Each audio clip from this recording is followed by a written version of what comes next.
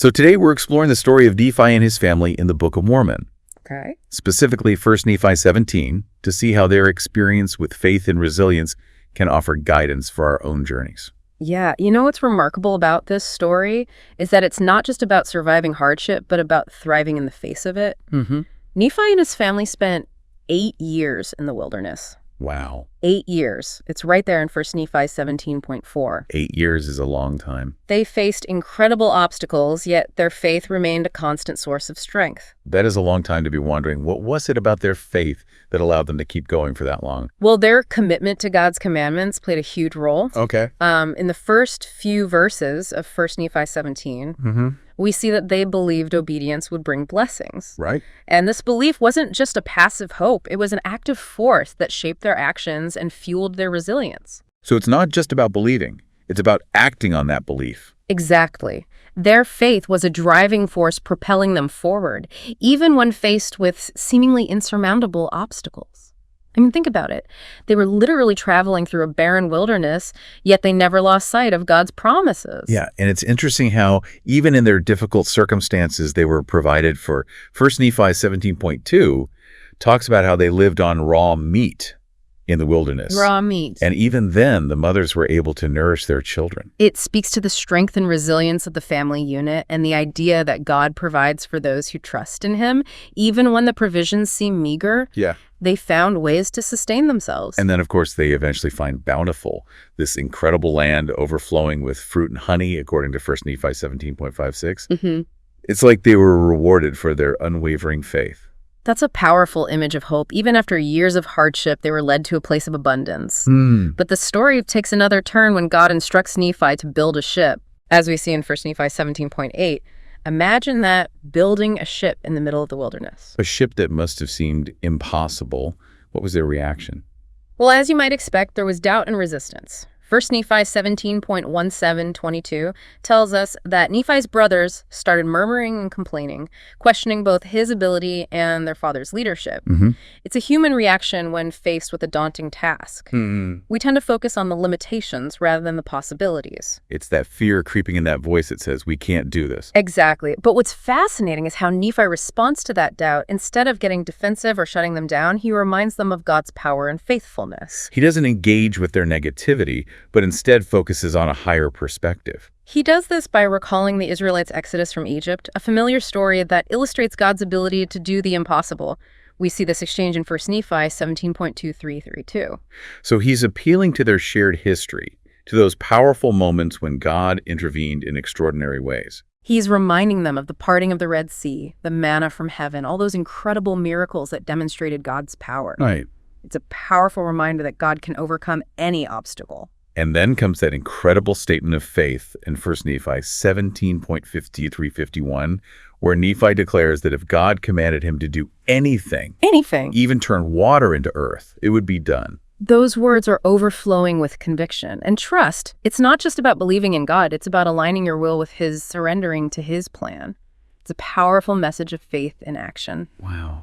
And that unwavering faith has a profound effect on his brothers. They're literally left speechless, unable to argue with him. It's like their doubt melts away in the face of such conviction. 1 Nephi 17.52 tells us they were confounded, even fearing to touch him for many days. So they're convinced, but still a little intimidated by his connection to the divine. Imagine witnessing that kind of faith firsthand. It would be awe-inspiring. But the story doesn't stop there. God, wanting to solidify Nephi's role and authority, intervenes directly. Okay, this is where it gets really interesting. What does God do? He instructs Nephi to reach out to his brothers again, assuring him they won't be harmed, but will instead be shaken as a sign of his power.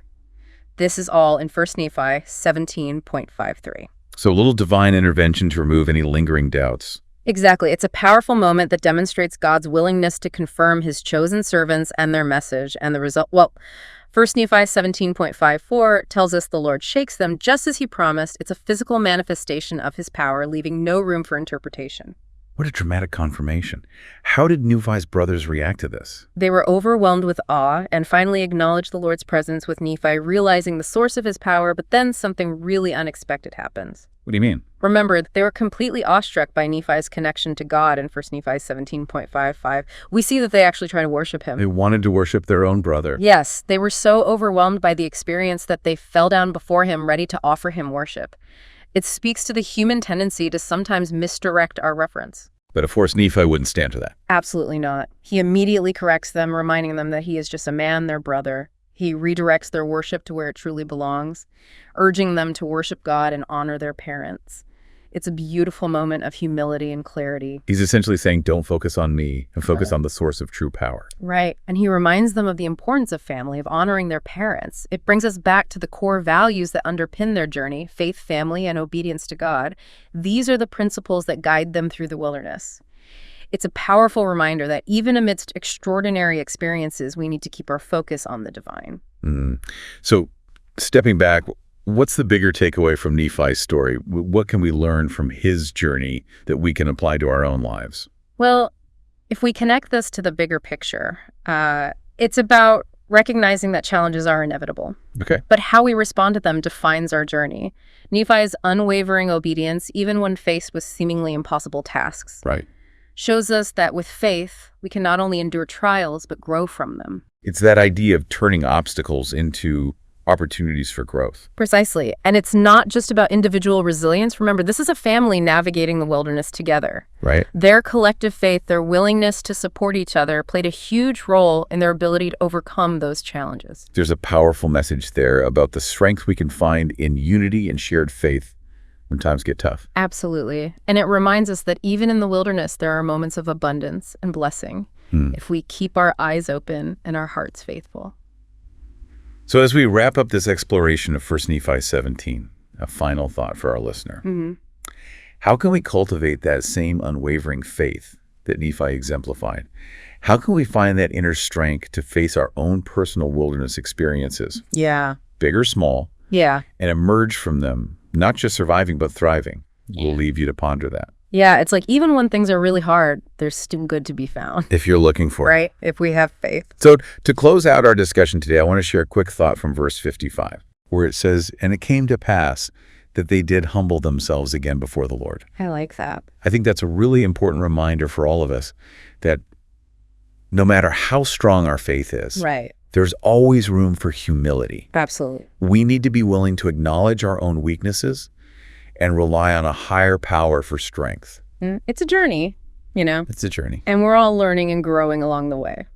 Well, thank you for joining us today on this exploration of 1 Nephi 17. It's been a pleasure. And we hope you've gained some valuable insights into the power of faith and resilience. Absolutely. And until next time, keep searching for those moments of abundance, even in the midst of your own wilderness experiences.